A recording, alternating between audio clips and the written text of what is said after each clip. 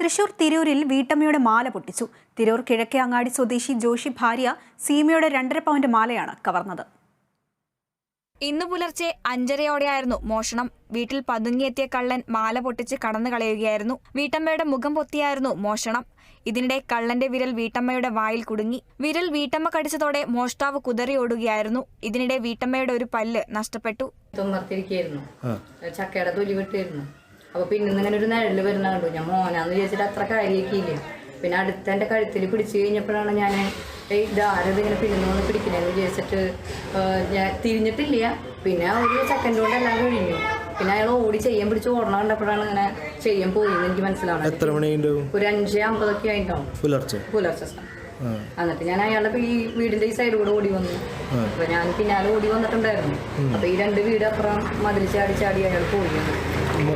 കാണാൻ പറ്റിയിരുന്നു. മുഖം ഞാൻ കണ്ടിട്ടില്ല. ആളൊരു ട്രൗസർ ഇട്ടിട്ടുണ്ടായിരുന്നെന്ന് മാത്രമേ എനിക്ക് മനസ്സിലായിട്ടുള്ളൂ. കള്ളന്റേതെന്ന് കരുതുന്ന ഒരു സൈക്കിൾ സമീപത്തു നിന്നും കണ്ടെത്തിയിട്ടുണ്ട്. ഈ സൈക്കിൾ മുണ്ടപ്പിള്ളി ഭാഗത്തു നിന്നും മോഷണം പോയതാണെന്നാണ് നിഗമനം. ഫോറൻസിക് വിദഗ്ധർ ഉൾപ്പെടെയുള്ളവർ സ്ഥലത്തെത്തിയിരുന്നു. പ്രദേശത്തെ CCTV ദൃശ്യങ്ങൾ ഉൾപ്പെടെ കേന്ദ്രീകരിച്ച് വിയൂർ പോലീസ് അന്വേഷണം ആരംഭിച്ചു.